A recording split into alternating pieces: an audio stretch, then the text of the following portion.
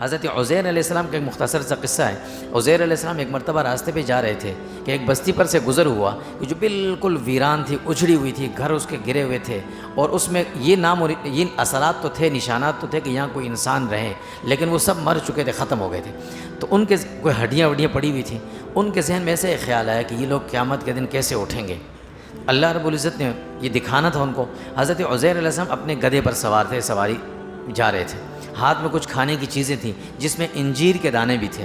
انجیر وہ چیز ہے جو بہت جلد خراب ہونے والا پھل ہے۔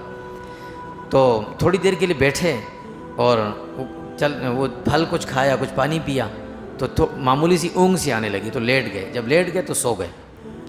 اب جب دوبارہ آنکھ کھلی تو اللہ نے پوچھا کم لبثت؟ قال لبثت یوما او بعض یوم قال بل لبثت مئۃ عام۔ اللہ نے پوچھا بتاؤ کتنے دیر سوئے تھے؟ کہ اللہ رب العزت آدھا دن ہوا شاید، جب میں سو رہا تھا دوپہر کا وقت تھا اور ابھی عصر کا وقت ہو رہا ہے۔ تو اللہ نے فرمایا کہ عزیر علیہ السلام سے کہ عزیر تم پورے 100 سال کے بعد اٹھے ہو، 100 سال گزر گئے، 100 عام۔